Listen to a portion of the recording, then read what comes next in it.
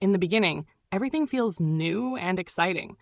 Every meeting brings a different emotion, and the person seems to have a special glow. When we're in a relationship, the initial intensity of love often comes from the novelty the other person represents.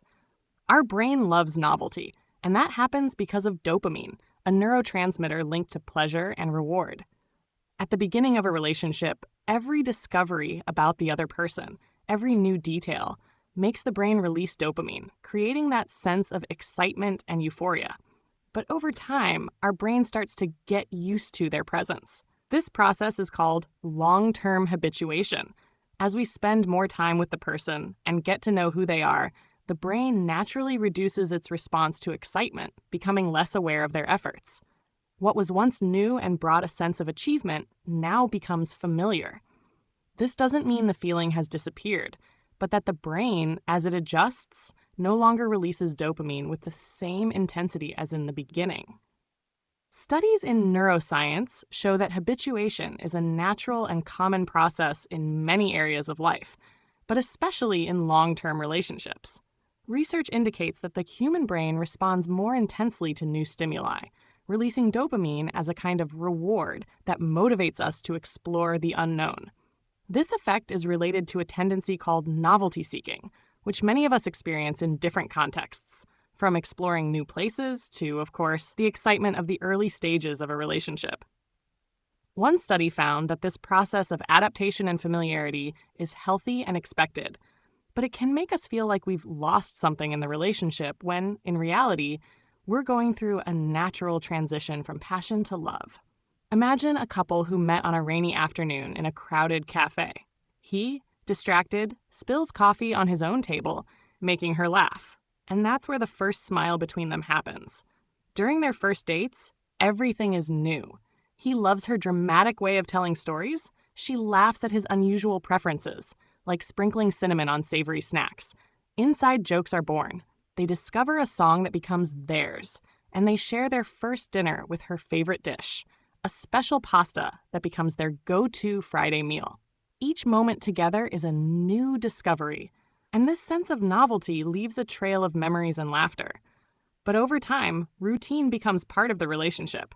They already know each other's preferences. The special pasta has become just another Friday dinner, and the inside jokes have lost a bit of their freshness. The same presence that was once novel becomes part of the everyday, and their brains, having adapted, no longer respond with the same intensity. The dopamine that used to flood their system with every meeting is now released in smaller doses. In a moment of reflection, one of them might wonder, has our relationship cooled off? Has the love faded? Maybe they look at newly formed couples who are still living the excitement of discovery and feel like something is missing. This desire for novelty is natural, and the brain tends to seek new stimuli to recapture that initial excitement. However, by understanding that this process is normal and that habituation is part of a relationship's evolution, they realize that stability might actually mean the relationship is moving to deeper waters. Over time, the sense of novelty transforms into something more meaningful: partnership, support, and daily gestures. They are now the ones who share a look of understanding in silence, who know each other's quirks without needing explanations, and who rely on the small routines they've built together. Instead of seeing familiarity as a loss, they discover that it's the foundation of a true love that goes beyond initial excitement and is built on the details of daily life. You see, real love begins when we truly know the other person, with all their quirks, strengths, and of course, their flaws. And while this phase of familiarity may seem less exciting, it's what makes the feeling grow in a deeper way. That enchantment we feel at the beginning actually takes on a different meaning over time. Admiration arises as we see how the other person faces life, handles challenges, and chooses to be by our side. And that holds tremendous value because it's a love born from coexistence, from small choices, and from the moments we build together, not just from novelty.